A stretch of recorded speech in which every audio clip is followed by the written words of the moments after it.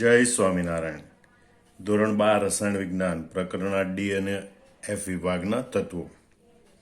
સંક્રાંતિ ધાતુના આયનીકરણ એન્થાલ્પીના વલણો. ગયા લેક્ચરમાં આપણે આ વલણો અડધે સુધી જોયા હતા, બરાબર. હવે બાકીના વલણો આપણે આ પાર્ટ 2 લેક્ચરમાં ભણીશું. હવે આમ આપણે જોઈએ કે ભાઈ સંક્રાંતિ ધાતુઓ છે એની સૌથી નીચી અને સામાન્ય ઓક્સિડેશન અવસ્થા +2 છે. એનો મતલબ કે અહીંયા હવે આયનીકરણ એન્થાલ્પી એ ઓક્સિડેશન અવસ્થાને પણ અસર કરે, એ સમજાવવાનું છે, બરોબર. તો કે ભાઈ વાયુમય પરમાણુમાંથી M2+ આયન બનાવવા માટે વાયુમય પરમાણુમાંથી +2 ઓક્સિડેશન અવસ્થા પ્રાપ્ત કરવા માટે, એટલે કે M2+ આયન બનાવવા માટે પ્રથમ અને દ્વિતીય આયનીકરણ એન્થાલ્પી ઉપરાંત બનાવવા માટે પ્રથમ અને દ્વિતીય આયનીકરણ એન્થાલ્પી ઉપરાંત પરમાણ્વીયકરણ એન્થાલ્પીની જરૂર પડે છે. આ બધા તત્વોની પરમાણ્વીકરણ એન્થાલ્પી તો વધારે છે, સ્વાભાવિક છે, પણ અહીંયા પ્રથમ અને દ્વિતીય આયનીકરણ એન્થાલ્પીના મૂલ્ય પ્રથમ અને દ્વિતીય આયનીકરણ એન્થાલ્પીના મૂલ્યો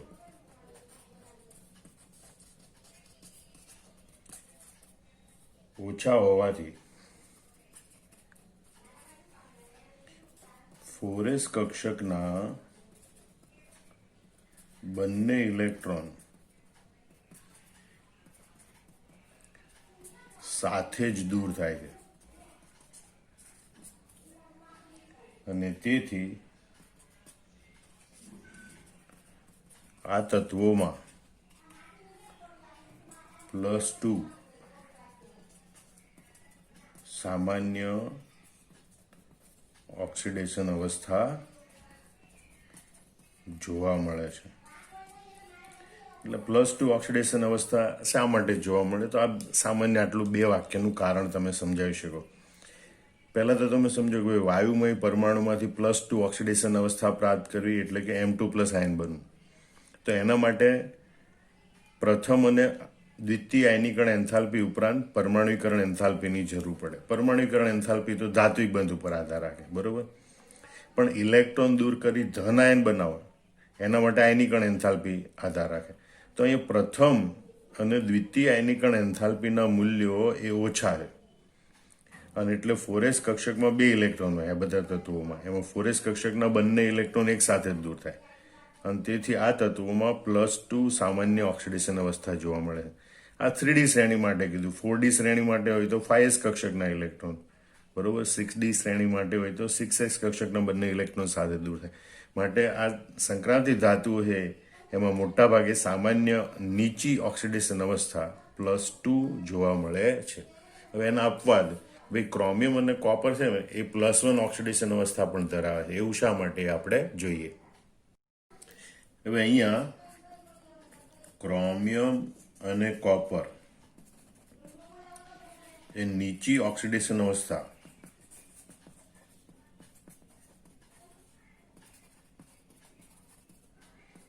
+1 દર્શાવે છે.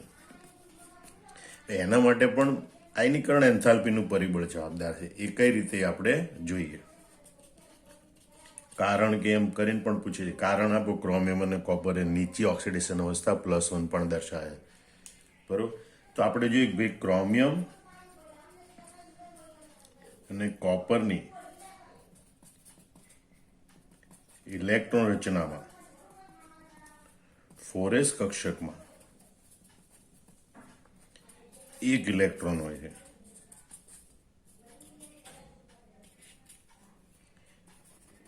આ એક ઇલેક્ટ્રોન દૂર થવાથી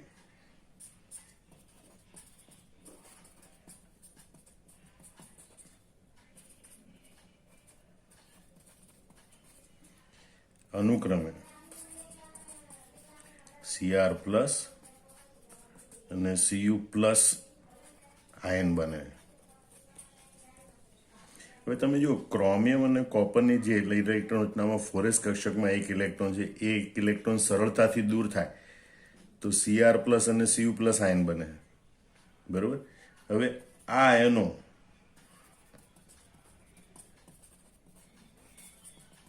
અનુક્રમે D5 અને D10 ઇલેક્ટ્રોન રચના ધરાવે છે. જે પ્રમાણમાં સ્થાયી છે. બરોબર. એટલે પણ આ Cr પ્લસ અને Cu પ્લસ સ્થાયી આયનો બને. સ્થાયી આયનો બને એટલે સ્થિર સ્થિતિ તરીકે અસ્તિત્વ ધરાવે. વળી જો બે ઇલેક્ટ્રોન દૂર કરવા હોય તો બીજો ઇલેક્ટ્રોન દૂર કરવા માટે પુષ્કળ ઉર્જાની જરૂર પડે. બરોબર. એટલે તેમાંથી એટલે કે D5 અને D10 ઇલેક્ટ્રોન રચનામાંથી બીજો ઇલેક્ટ્રોન દૂર કરવા વધારે ઉર્જાની જરૂર પડે.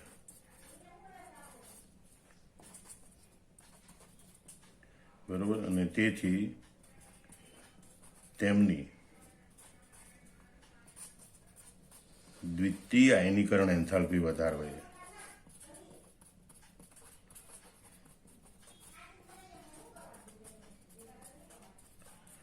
માટે બીજો ઇલેક્ટ્રોન દૂર કરવો મુશ્કેલ, એટલે Cr પ્લસ અને Cu પ્લસ આયનો જ અસ્તિત્વ ધરાવે. એટલે કે ક્રોમિયમ અને કોપર એ +1 ઓક્સિડેશન અવસ્થા પણ દર્શાવે. અહીંયા એમ પણ કારણ પૂછ્યું છે કે કારણ આપો ક્રોમિયમ અને કોપરની દ્વિતીય આયનીકરણ એન્થાલ્પીનું મૂલ્ય અપેક્ષા કરતાં વધારે હોય છે. બરોબર. તો કેમ કે ક્રોમિયમ અને કોપરનો એક ઇલેક્ટ્રોન દૂર થાય એટલે Cr પ્લસ અને Cu પ્લસ આયનો પ્રાપ્ત થાય, જે D5 અને D10 ઇલેક્ટ્રોન રચના ધરાવે. બરોબર. હવે આપણે જાણીએ છીએ કે અર્ધપૂર્ણ પેટાકોષ અને પૂર્ણ પેટાકોષ રચના ખૂબ સ્થાયી હોય. આ સ્થાયી રચનામાંથી ઇલેક્ટ્રોન દૂર કરવો મુશ્કેલ. એ ઇલેક્ટ્રોન દૂર કરવા વધારે ઉર્જાની જરૂર પડે અને માટે ક્રોમિયમ અને કોપરની દ્વિતીય આયનીકરણ એન્થાલ્પીના મૂલ્યો વધારે હોય છે. એ કારણનો જવાબ પણ તમે અહીંયા લખી શકો. હવે આપણે જોઈએ કે ભાઈ ઝિંકની દ્વિતીય આયનીકરણ એન્થાલ્પી અથવા એમ કહેવાય Zn પ્લસની આયનીકરણ એન્થાલ્પી. ઝિંકની દ્વિતીય આયનીકરણ એન્થાલ્પી અથવા કહેવાય Zn પ્લસની આયનીકરણ એન્થાલ્પી પ્રમાણમાં નીચી છે. બરોબર. તો આપણે જોઈએ ભાઈ Zn પ્લસની ઇલેક્ટ્રોન રચના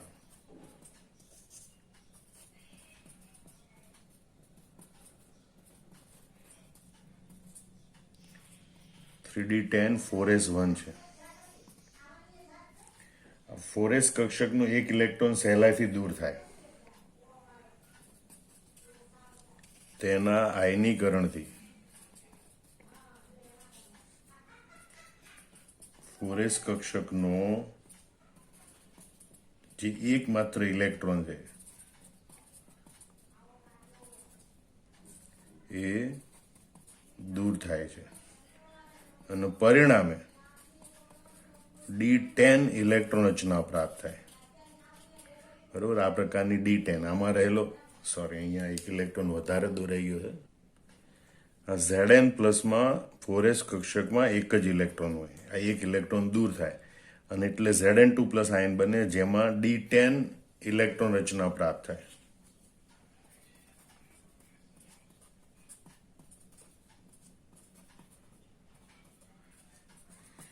અને તે પ્રમાણમાં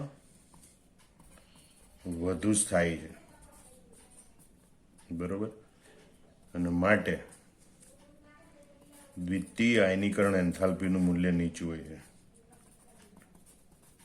દ્વિતીય આયનીકરણ એન્થાલ્પીનું મૂલ્ય નીચું હોય છે. એટલે જો ઇલેક્ટ્રોન દૂર થઈ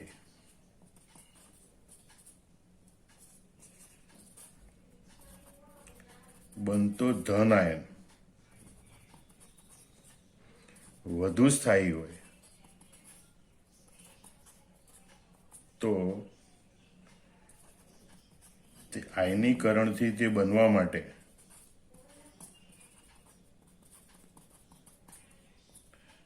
ઓછી ઉર્જાની જરૂર પડે.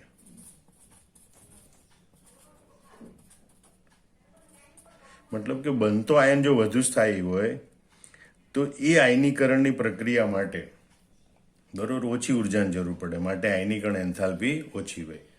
એટલે ફરીથી જોઈ લો Zn પ્લસની ઇલેક્ટ્રોન રચના 3d10 4s1 છે. એમાં 4s કક્ષકમાં એક માત્ર ઇલેક્ટ્રોન છે. આ એક ઇલેક્ટ્રોન દૂર થાય એટલે આપણને Zn2 પ્લસની 3d10 d10 ઇલેક્ટ્રોન રચના પ્રાપ્ત થાય. અને એ d10 એટલે કે પૂર્ણ ભરાયેલ પેટાકોષ છે. પૂર્ણ ભરાયેલ પેટાકોષની રચના ખૂબ સ્થાયી હોય. હવે સ્થાયી રચના છે એમાંથી ઇલેક્ટ્રોન દૂર કરવો મુશ્કેલ. બીજો ઇલેક્ટ્રોન હવે દૂર કરવો હોય આમાંથી Zn(d10) માંથી ઇલેક્ટ્રોન દૂર કરવો હોય એના માટે પુષ્કળ ઉર્જાની જરૂર પડે. માટે આ દ્વિતીય આયનીકરણ એન્થાલ્પીનું મૂલ્ય નીચું હોય. બરોબર. હા, Zn2 પ્લસની તૃતીય આયનીકરણ એન્થાલ્પી વધી જાય કારણ કે ત્રીજો ઇલેક્ટ્રોન દૂર કરવા માટે. પણ આ બીજો ઇલેક્ટ્રોન દૂર કરી Zn2 પ્લસ આયન બનાવીએ તો Zn2 પ્લસ સ્થાયી રચના પ્રાપ્ત કરે. એટલે જેટલો બનતો આયન જેટલો વધુ સ્થાયી હોય તો આયનીકરણ પ્રક્રિયામાં એટલી ઓછી ઉર્જાની જરૂર પડે. અને માટે Zn પ્લસની આયનીકરણ એન્થાલ્પી એટલે કે ઝિંકની દ્વિતીય આયનીકરણ એન્થાલ્પી છે એ પ્રમાણમાં નીચી હોય છે. હવે આપણે તૃતીય આયનીકરણ એન્થાલ્પીનું વલણ જોઈએ. બરોબર કે ભાઈ M2 પ્લસ આયનોમાં 4s ઇલેક્ટ્રોન હોતા નથી.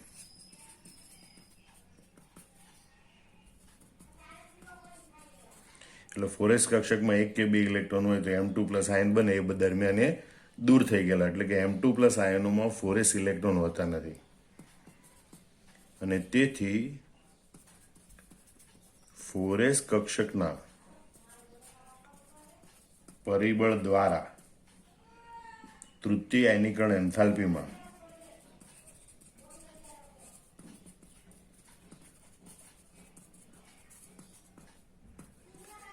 જટિલ વલણ જોવા મળતું નથી. તેમ છતાં આપણે જોયું ભાઈ કોપર, નિકલ અને ઝિંકની તૃતીય અને આયનીકરણ એન્થાલ્પીના મૂલ્ય ઘણા ઊંચા હોય છે. કોપર, નિકલ અને ઝિંકની તૃતીય આયનીકરણ એન્થાલ્પીના મૂલ્યો ઊંચા હોય. હવે એની ઓક્સિડેશન અવસ્થા પર કઈ અસર થાય કે તેથી આ તત્વોમાં +2 એ સૌથી ઊંચી ઓક્સિડેશન અવસ્થા જોવા મળે છે.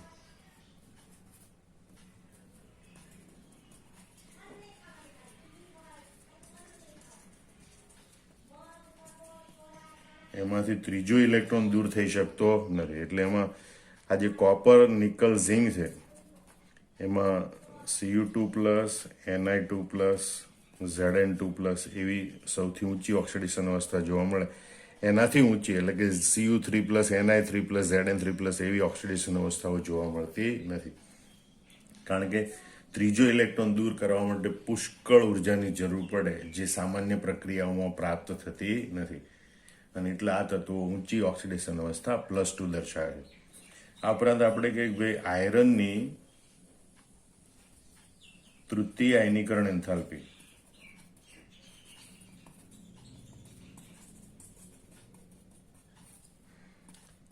એ પડોશી તત્વો કરતા ઓછી હોય છે. બરોબર. કારણ કે Fe2 પ્લસમાંથી Fe3 પ્લસ બનવા માટે જે ઉર્જા જોઈએ એ એની તૃતીય આયનીકરણ એન્થાલ્પી છે. અહીં Fe2 પ્લસની ઇલેક્ટ્રોન રચના 3d6 છે અને Fe3 પ્લસની ઇલેક્ટ્રોન રચના 3d5 છે. બરાબર. આ 3d5 ઇલેક્ટ્રોન રચના વધુ સ્થાયી છે. વધુ સ્થાયી આયન બનતો હોય તો એવી આયનીકરણ પ્રક્રિયામાં ઓછી ઉર્જાની જરૂર પડે. માટે Feની તૃતીય આયનીકરણ એન્થાલ્પી એના પડોશી તત્વો કરતાં ઓછી હોય છે. બરાબર. કારણ કે Fe2 પ્લસમાંથી ત્રીજો ઇલેક્ટ્રોન દૂર કરી Fe3 પ્લસ આયન બનાવવા માટે ખૂબ ઓછી ઉર્જાની જરૂર પડે. આયનીકરણની એન્થાલ્પીની સંકલ્પના પર આધારિત અગત્યના MCQ જોઈએ હવે કે જે નીટ, JEE, ગુજકેટ બોર્ડની એક્ઝામમાં પૂછી શકાય. બરાબર. એના માટે વિડીયો ફરીથી એકવાર જોઈ લેજો. પાર્ટ 1 વાળો વિડીયો પણ ફરીથી એકવાર જોઈ લેજો. બરાબર. તો હવે આપણે જોઈએ કે આ બે લગભગ સરખા MCQ છે કે ભાઈ કયા તત્વની દ્વિતીય આયનીકરણ એન્થાલ્પી શક્તિ સૌથી વધુ છે, અથવા એમ કહેવાય કે ભાઈ નીચેના પૈકી કયા આયનની આયનીકરણ શક્તિનું મૂલ્ય સૌથી વધુ છે. બરોબર, કારણ કે આ પ્રથમ આયનીકરણ થાય એટલે આવા આયનો બને, અને એ આયનની આયનીકરણ એન્થાલ્પી એટલે આ તત્વની દ્વિતીય આયનીકરણ એન્થાલ્પી કહેવાય. તો એના માટે અહીંયા પહેલા આપણે આ જે આયનો છે એની ઇલેક્ટ્રોન રચના દોરીએ. હવે અહીંયા આપણે ટિટેનિયમ, વેનેડિયમ, ક્રોમિયમ અને મેંગેનીઝની પ્રથમ આયનીકરણથી પ્રાપ્ત થતા આયનોની ઇલેક્ટ્રોન રચના દર્શાવેલી. હવે જેની ઇલેક્ટ્રોન રચના સૌથી વધુ સ્થાયી હોય એમાંથી ઇલેક્ટ્રોન દૂર કરવા માટે વધારે ઉર્જાની જરૂર પડે, એટલે કે એની દ્વિતીય આયનીકરણ એન્થાલ્પીનું મૂલ્ય સૌથી વધુ હોય. તો આ ઇલેક્ટ્રોન રચનાનો અભ્યાસ કરીએ તો Cr+ છે એની ઇલેક્ટ્રોન રચના 3d5 છે, જે અર્થપૂર્ણ ભરાયેલ પેટાકોષ રચના, એ ખૂબ સ્થાયી રચના છે. બરોબર, અને એટલે એમાંથી ઇલેક્ટ્રોન દૂર કરવા માટે પુષ્કળ ઉર્જાની જરૂર પડે. એનો મતલબ કે Cr+ની આયનીકરણ એન્થાલ્પી સૌથી વધારે છે, અથવા એમ કહેવાય કે Cr ની દ્વિતીય આયનીકરણ એન્થાલ્પી આયનીકરણ શક્તિનું મૂલ્ય સૌથી વધુ હોય છે.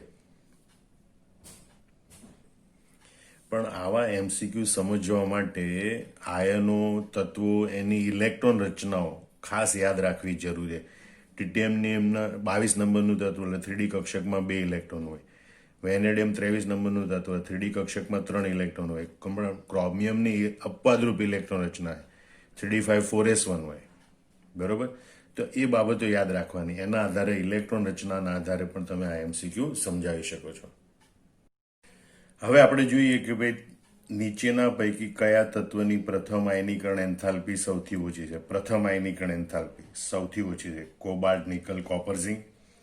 નીચેના પૈકી કયા તત્વની દ્વિતીય આયનીકરણ એન્થાલ્પી સૌથી વધુ છે. Copper, nickel, cobalt, nickel, copper, zinc.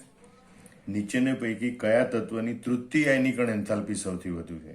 Cobalt, nickel, copper, zinc. મતલબ પ્રથમ આયનીકરણ, દ્વિતીય આયનીકરણ, તૃતીય આયનીકરણ એન્થાલ્પી. પ્રથમ આયનીકરણ એન્થાલ્પી સૌથી ઓછી છે, દ્વિતીય અને તૃતીય આયનીકરણ એન્થાલ્પી સૌથી વધુ છે.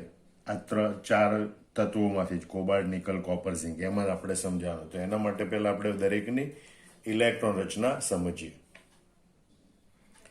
આપણે જે કોબાલ્ટ, નિકલ, કોપર, ઝિંક એનો પરમાણુ ક્રમાંક અનુક્રમે 27, 28, 29, 30 છે.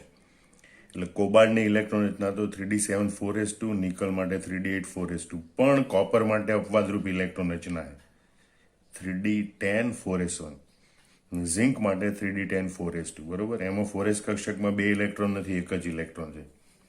હવે એક આ સમજો કે ભાઈ પહેલા આપણે કીધું કે સૌથી ઓછી આયનીકરણ એન્થાલ્પી.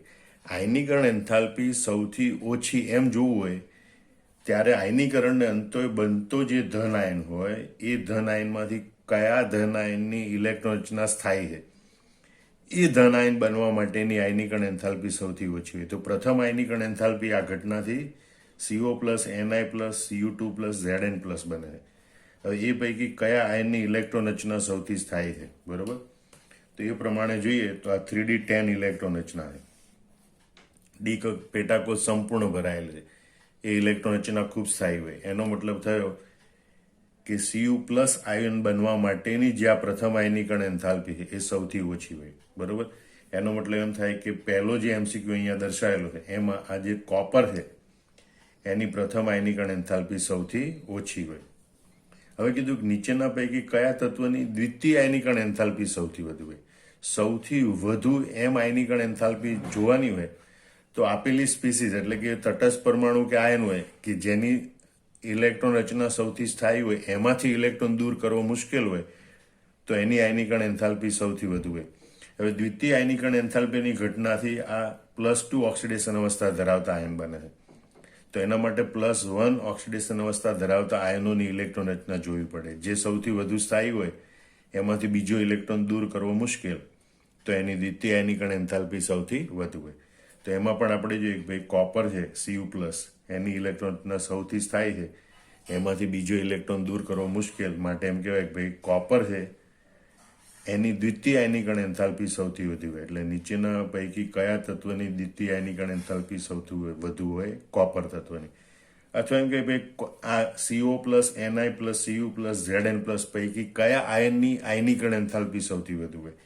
તો જવાબ આવે Cu+, કારણ કે Cu+ની ઇલેક્ટ્રોન રચના ખૂબ સ્થાયી છે. હવે કીધું કે નીચેના પૈકી કયા તત્વની તૃતીય આયનીકરણ એન્થાલ્પી સૌથી વધુ હોય? તો આ CO2 plus Ni2 plus Cu2 plus Zn2 plus પૈકી જેની ઇલેક્ટ્રોન રચના સૌથી વધુ સ્થાયી હોય એમાંથી ત્રીજો ઇલેક્ટ્રોન દૂર કરવા માટે પુષ્કળ ઉર્જાની જરૂર પડે. એની તૃતીય આયનીકરણ એન્થાલ્પી સૌથી વધુ હોય. તો એ સૌથી વધુ સ્થાયી ઇલેક્ટ્રોન રચના Zn2 પ્લસની છે. 3d10 ઇલેક્ટ્રોન રચના છે. ડી પેટાકોષ પૂર્ણ ભરાયેલી છે. હવે એમાંથી ત્રીજો ઇલેક્ટ્રોન દૂર કરવા માટે પુષ્કળ ઉર્જાની જરૂર પડે. એટલે એમ કે ભાઈ નીચેના પૈકી કયા તત્વની તૃતીય આયનીકરણ એન્થાલ્પી સૌથી વધુ છે? તો Zn તત્વની. અથવા એમ કહેવાય કે ભાઈ આ 4 આયનો હોય CO2 plus Ni2 plus Cu2 plus Zn2 plus, તો એ પૈકી Zn2 પ્લસ છે એની આયનીકરણ એન્થાલ્પી સૌથી વધુ હોય છે. આમ ઇલેક્ટ્રોન રચનાના આધારે આવા MCQ છે એ સોલ્વ કરી શકાય છે. અન્ય નીટમાં, બોર્ડમાં, ગુજકેટમાં, JEEમાં પૂછાઈ શકે એવા અગત્યના MCQ જોઈએ કે જે આયનીકરણ એન્થાલ્પીની સંકલ્પના પર આધારિત હોય. તો નીચેના પૈકી કયા તત્વની દ્વિતીય આયનીકરણ એન્થાલ્પી તેના પડોશી તત્વો કરતાં વધુ છે?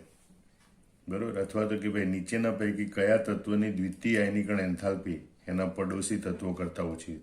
હવે દ્વિતીય આયનીકરણ થવું, બરોબર, એટલે +1 માંથી +2 ઓક્સિડેશન અવસ્થા પ્રાપ્ત કરવી. તો એના માટે આ બધા તત્વોની આપણે પહેલા આ vanadium, chromium, manganese, iron, vanadium, chromium, manganese, iron, પહેલા એની ઇલેક્ટ્રોન રચના આપણે જોઈએ. તમે જો વેનેડિયમ, ક્રોમિયમ, મેંગેનીઝ, આયરન, બરોબર, એના પરમાણુ ક્રમાંક અનુક્રમે 23, 24, 25, 26 છે. ખાલી ક્રોમિયમની ઇલેક્ટ્રોન રચના અપવાદરૂપ છે, 3d5 4s1, બરોબર. વેનેડિયમની ઇલેક્ટ્રોન રચના 3d3 4s2, manganese 3d5 4s2, iron 3d6 4s2. એક ઇલેક્ટ્રોન દૂર થાય એટલે પ્રાપ્ત થતી ઇલેક્ટ્રોન રચનાઓ દર્શાવી છે. એટલે કે વેનેડિયમ, ક્રોમિયમ, મેંગેનીઝ, આયરનની +1 ઓક્સિડેશન અવસ્થાની ઇલેક્ટ્રોન રચના, આ એની +2 ઓક્સિડેશન અવસ્થાની ઇલેક્ટ્રોન રચના, અને આ Feની +3 ઓક્સિડેશન અવસ્થાની ઇલેક્ટ્રોન રચના, જે આપણે અહીંયા દર્શાવેલું છે 3d5, બરોબર. અહીંયા પહેલી ઘટના પ્રથમ આયનીકરણની છે, આ બીજી ઘટના દ્વિતીય આયનીકરણની છે, અને આ ખાલી એક પૂરતી આપણે તૃતીય આયનીકરણની ઘટના દર્શાવેલી છે. હવે જો અહીંયા પૂછ્યું છે કે આયનીકરણ એન્થાલ્પી વધુ આયનીકરણ એન્થાલ્પી થવાની હોય તો જેનું આયનીકરણ થતું હોય ને એ સ્પીસીઝની ઇલેક્ટ્રોન રચના જોવાની. તો દ્વિતીય આયનીકરણ થાય છે એટલે કે +1 માંથી +2 ઓક્સિડેશન અવસ્થા પ્રાપ્ત થાય છે. એટલે આયનીકરણ પામતી સ્પીસીઝ આ +1 ઓક્સિડેશન અવસ્થા ધરાવતી છે, બરોબર. હવે એમાંથી કોની ઇલેક્ટ્રોન રચના સૌથી સ્થાયી છે, બરોબર? તો એના માટે આપવી પડતી ઉર્જા સૌથી વધારે, તો Cr+ છે એની ઇલેક્ટ્રોન રચના સૌથી વધુ સ્થાયી છે. માટે એમ કહેવાય કે ભાઈ ક્રોમિયમ છે એની દ્વિતીય આયનીકરણ એન્થાલ્પી ઘણી વધારે હોય, બરોબર. એટલે પડોશી આજુબાજુના તત્વો કરતાં પણ વધારે હોય. એટલે વેનેડિયમ, ક્રોમિયમ, મેંગેનીઝ અને આયરન એની દ્વિતીય આયનીકરણ એન્થાલ્પી માટે +1 ઓક્સિડેશન અવસ્થાની ઇલેક્ટ્રોન રચના જોવી પડે, જે Cr+ની ઇલેક્ટ્રોન રચના 3d5 છે. ડી પેટાકોષ અર્ધપૂર્ણ ભરાયેલ છે, સૌથી વધુ સ્થાયી હોય, ઇલેક્ટ્રોન દૂર કરવા માટે વધુ ઉર્જાની જરૂર પડે, અને માટે ક્રોમિયમની દ્વિતીય આયનીકરણ એન્થાલ્પી એના પડોશી તત્વો કરતાં વધુ હોય છે. હવે એમ કીધું કે નીચેના પૈકી કયા તત્વની દ્વિતીય આયનીકરણ એન્થાલ્પી એના પડોશી તત્વો કરતાં ઓછી હોય? જો ઓછી આયનીકરણ એન્થાલ્પી હોય તો ઉત્પન્ન થતી સ્પીસીઝ જોવાની. ઉત્પન્ન થતી સ્પીસીઝ છે એની ઇલેક્ટ્રોન રચના સ્થાયી હોય તો એ આયન બનવા માટેની આયનીકરણ એન્થાલ્પી સૌથી ઓછી હોય. તો દ્વિતીય આયનીકરણને અંતે +2 ઓક્સિડેશન અવસ્થા ધરાવતી સ્પીસીઝ પ્રાપ્ત થાય, બરોબર. એમાં સૌથી વધુ સ્થાયી સ્પીસીઝ Mn2+ છે, કારણ કે D5 ઇલેક્ટ્રોન રચના ધરાવે છે. માટે Mn2+ બનવા માટેની આયનીકરણ એન્થાલ્પી એટલે કે Mnની દ્વિતીય આયનીકરણ એન્થાલ્પી ઓછી હોય. આમ આપણે આ પ્રશ્નનો જવાબ આવે કે ભાઈ Mnની દ્વિતીય આયનીકરણ એન્થાલ્પી એના પડોશી તત્વો કરતાં ઓછી હોય, અથવા એમ આવે કે Mnની દ્વિતીય આયનીકરણ એન્થાલ્પી અપેક્ષા કરતાં ઓછી હોય છે. હવે અહીંયા બીજા પણ પ્રશ્નો બની શકે. માનો કે આ Fe3+ છે બનવા માટે એ પણ 3d5 જેવી સ્થાયી ઇલેક્ટ્રોન રચના પ્રાપ્ત થશે. તો Fe3+ બનવા માટે ત્રીજું આયનીકરણ થાય, તો એના Fe3+ બનવા માટેની તૃતીય આયનીકરણ એન્થાલ્પી ઓછી હોય એના પડોશી તત્વો કરતા. અથવા એમ કહેવાય કે ભાઈ Fe3+ આયન બનવા માટેની આયનીકરણ એન્થાલ્પી અપેક્ષા કરતા ઓછી હોય. આયરનની તૃતીય આયનીકરણ એન્થાલ્પી એના પડોશી તત્વો કરતાં ઓછી હોય એમ કહી શકાય. હવે આ કોપર નિકલ વાળો MCQ તો હમણાં આપણે જોયો તો બરોબર કે ભાઈ કોપર છે એની 3d10 ઇલેક્ટ્રોન રચના એનું દ્વિતીય આયનીકરણ થવા માટે પુષ્કળ ઉર્જાની જરૂર પડે. એટલે કે ભાઈ આ 4 તત્વોમાંથી કોની દ્વિતીય આયનીકરણ એન્થાલ્પી સૌથી વધુ હોય તો કોપરની દ્વિતીય આયનીકરણ એન્થાલ્પી એના પડોશી તત્વો કરતાં વધુ હોય છે, કારણ કે Cu+ એની ઇલેક્ટ્રોન 3d10 છે અને એ ખૂબ સ્થાયી રચના હોય છે. હવે તમે જો બીજા કન્સેપ્ટ પર આધારિત અગત્યના MCQ જોઈએ કે પ્રથમ સંક્રાંતિ શ્રેણીના તત્વોમાં તૃતીય આયનીકરણ એન્થાલ્પીનું વલણ જટિલ બનતું નથી. તો પરમાણુકરણ એન્થાલ્પી વધારે છે, આયનીકરણ એન્થાલ્પી વધારે છે એટલે કે પ્રથમ અને દ્વિતીય આયનીકરણ એન્થાલ્પી ઓછી છે માટે, કે M2+ આયનમાં 4s ઇલેક્ટ્રોન હોતા નથી માટે. તો તૃતીય આયનીકરણ કોનું થાય? દ્વિસંયોજક ઓક્સિડેશન અવસ્થા ધરાવતા એટલે કે M2+ આયનનું, બરોબર. અને માટે આ સંકલ્પનાનો જવાબ આવે M2+ આયનમાં 4s ઇલેક્ટ્રોન હોતા નથી, કારણ કે 4s કક્ષકના ઇલેક્ટ્રોન છે એ 3D કક્ષકના ઇલેક્ટ્રોનમાં અસર કરે, 3D કક્ષકમાં દાખલ થાય, વિનિમય ઉર્જા બદલાય, બરોબર, અને એના કારણે એ આયનીકરણ એન્થાલ્પી પર અસર કરે. પણ M2+ આયન બને ત્યારે 4s ઇલેક્ટ્રોન હોતા જ નથી, બરોબર. અને એટલે તૃતીય આયનીકરણ એન્થાલ્પીનું વલણ જટિલ બનતું નથી. આમ આ પ્રશ્નનો MCQનો જવાબ આવે D. M2+ આયનમાં 4s ઇલેક્ટ્રોન હોતા નથી, એના કારણે તૃતીય આયનીકરણ એન્થાલ્પીનું વલણ જટિલ બનતું નથી. બીજું, આયનીકરણ એન્થાલ્પી માટે કયું પરિબળ જવાબદાર નથી? બરોબર. તો આયનીકરણ થવા માટે ઇલેક્ટ્રોન દૂર કરવો પડે. તો ઇલેક્ટ્રોન દૂર કરવા માટે કેન્દ્ર અને ઇલેક્ટ્રોન વચ્ચેનું આકર્ષણ બળ વધારે હોય તો ઇલેક્ટ્રોન દૂર કરવા માટે વધારે ઉર્જાની જરૂર પડે, ઓછું હોય તો ઓછી ઉર્જાની જરૂર પડે. એનાથી વિરુદ્ધ ઇલેક્ટ્રોન વચ્ચેનું અપાકર્ષણ, જો ઇલેક્ટ્રોન વચ્ચે અપાકર્ષણ વધારે હોય તો ઇલેક્ટ્રોન દૂર કરવા માટે ઓછી ઉર્જાની જરૂર પડે. પણ ઇલેક્ટ્રોન વચ્ચે અપાકર્ષણ ઓછું હોય તો વધારે ઉર્જાની જરૂર પડે, બરોબર. આ ઉપરાંત વિનિમય ઉર્જા, સમાન ઉર્જા ધરાવતી કક્ષકોમાં જે ઇલેક્ટ્રોન યુગ્મ હોય જે પોતાનું સ્થાન ફેરફાર કરે એના કારણે ઉત્પન્ન થતી ઉર્જા, બરોબર. તો જેમ વિનિમય ઉર્જા વધારે હોય એમ આયનીકરણ એન્થાલ્પી વધે, કારણ કે વિનિમય ઉર્જાને કારણે એ પરમાણુ સ્થાયી બને, એમાંથી ઇલેક્ટ્રોન દૂર કરવો મુશ્કેલ બને. એટલે તમે જો વિનિમય ઉર્જાને કારણે જે D5 પ્રકારની ઇલેક્ટ્રોન રચના છે, બરોબર, એમાં મહત્તમ વિનિમય થાય એટલે એની વિનિમય ઉર્જા પણ મહત્તમ હોય, એટલે D5 ઇલેક્ટ્રોન રચનાની સ્થાયીતા સૌથી વધુ હોય અને એટલે એની આયનીકરણ એન્થાલ્પી સૌથી વધુ હોય. પણ આયનીકરણ એન્થાલ્પીને પરમાણુકરણ એન્થાલ્પી સાથે કોઈ લેવા દેવા નથી, બરોબર. એટલે એનો વિકલ્પ D એ જવાબ આવે. આયનીકરણ એન્થાલ્પી માટે કયું પરિબળ જવાબદાર નથી? પરમાણુકરણ એન્થાલ્પી છે એનાથી ઇલેક્ટ્રોન કોઈ દૂર થતો નથી, ખાલી પરમાણુઓ છૂટા પડે છે. એટલે પરમાણુકરણ એન્થાલ્પી એ પરિબળ આયનીકરણ એન્થાલ્પી માટે જવાબદાર હોતું નથી. સંક્રાંતિ તત્વની સામાન્ય ઓક્સિડેશન અવસ્થા M2+ છે, એનું કારણ શું? સિમ્પલ છે, પહેલી અને દ્વિતીય આયનીકરણ એન્થાલ્પીના મૂલ્યો ઓછા હોય એટલે B જવાબ આવે, બરોબર. અને એટલે જ 4s કક્ષકના બંને ઇલેક્ટ્રોન એક સાથે દૂર થાય. પહેલી જ આયનીકરણ એન્થાલ્પી પ્રાપ્ત થાય એ સાથે જ પ્રક્રિયા દરમિયાન પ્રાપ્ત થતી ઉર્જામાંથી દ્વિતીય આયનીકરણ એન્થાલ્પી પણ પ્રાપ્ત થાય એટલે 4s કક્ષકના બંને ઇલેક્ટ્રોન સાથે જ દૂર થાય, બરોબર. એટલે સંક્રાંતિ તત્વની સામાન્ય ઓક્સિડેશન અવસ્થા એ M2+ જોવા મળે છે. એના માટે આ વિકલ્પ B એ સાચો છે. આમ તમે જો આયનીકરણ એન્થાલ્પીનો કન્સેપ્ટ છે ને એ ગુજકેટ JEE નીટ માટે પણ ખૂબ અગત્યનો છે. એટલે એ કન્સેપ્ટ ફરી વાર વાંચી જવાનું, દરેક વાક્યને બરોબર મગજમાં નોંધી લેવાનું, બરોબર, અને તૈયાર કરી નાખવાનું. અને આ રીતે બધા MCQ પણ સોલ્વ કરવાના. તો આ જવાબ તમે નોટમાં જાતે મોઢે કરીને લખી નાખજો. જય સ્વામિનારાયણ.